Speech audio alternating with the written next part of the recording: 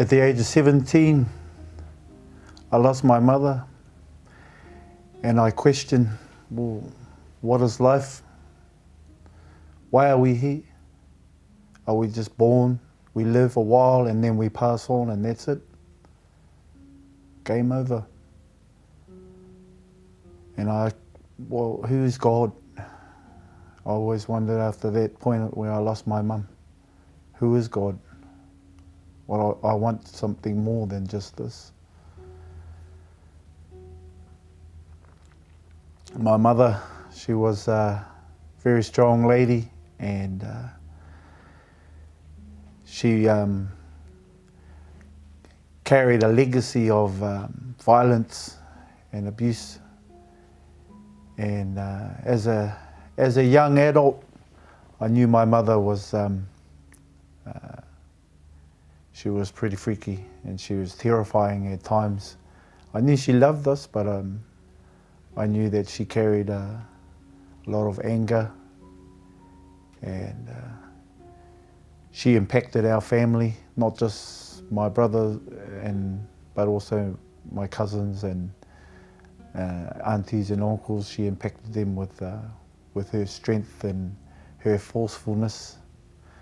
I mean, don't get me wrong, she was loving and all those things a mother is, but she had a flip side to her that as an adult I never got to ask her, well, why were you like that? Why were you so angry? And why did you treat us like that?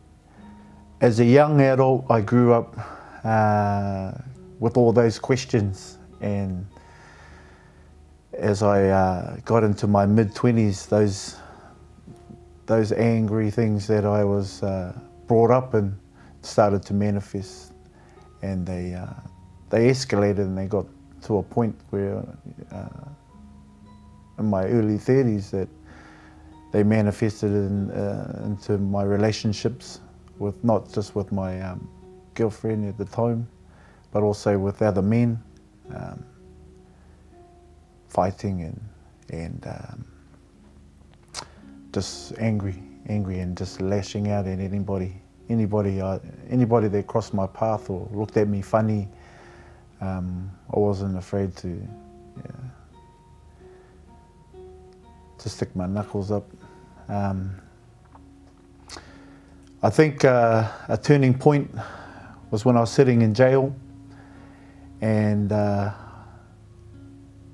wanted to know, well, who's God? What's he about? And I found an old Bible, and I started digging into that, and I really enjoyed that. When I was sitting in jail, I got a phone call from my cousin, and she invited me to come and stay with her, and invited me to come in to Destiny Church.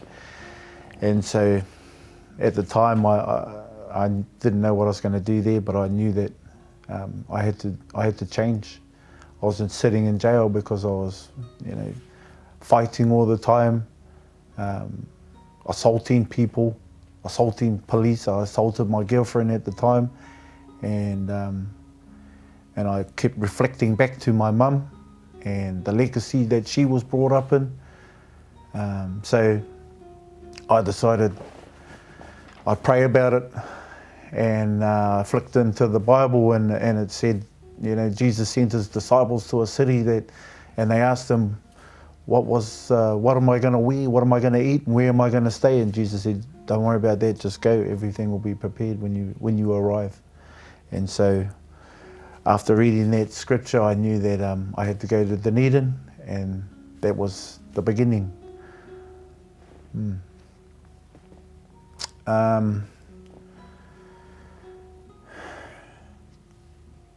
Another impactful time and turning point was when I came to Auckland, and I was sitting in court again. I found myself back in court and preparing to go back to jail for the same thing, violence to my wife this time.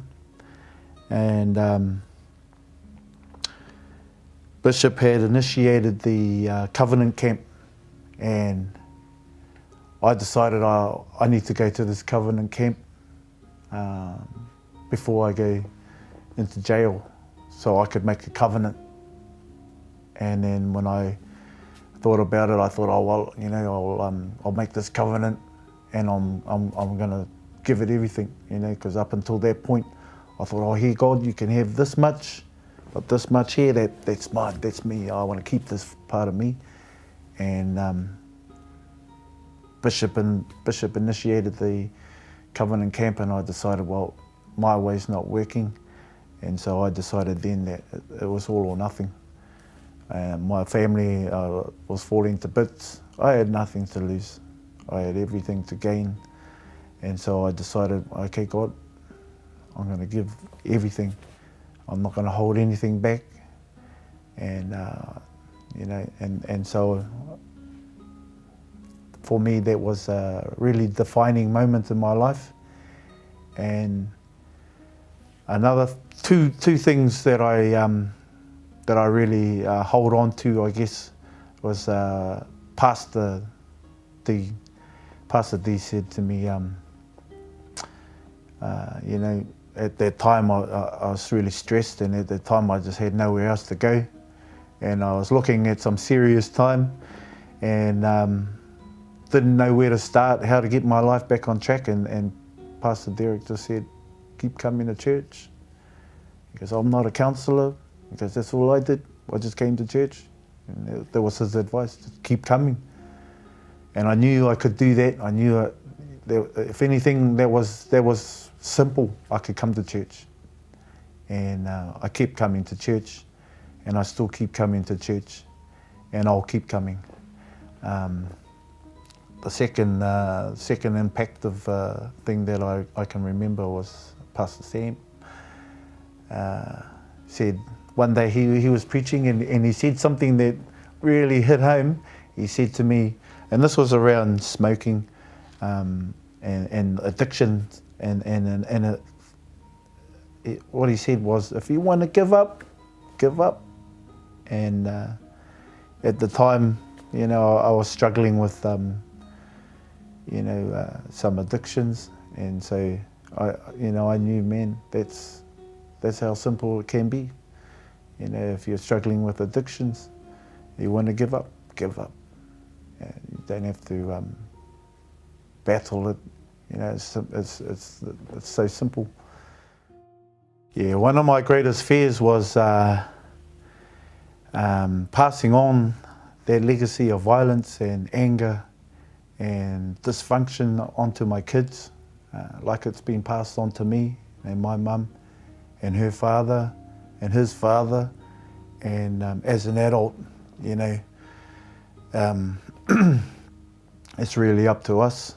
It's really up to us to stand up and say no more, and to break the cycle. You know, and I think being in the house, I think if I wasn't here, I would have had no show of you know, breaking through into to new pastures for our kids. You know, I think before I came into the house, that was one of my greatest fears, is that, you know, if I can't do it, you know, then I'm leaving it to my son or my daughter. My challenge for you men is to overcome your demons, to stand up and get washed with the blood of Christ. Stand up and fight for your families, for your children. Break the cycle. Keep coming to church.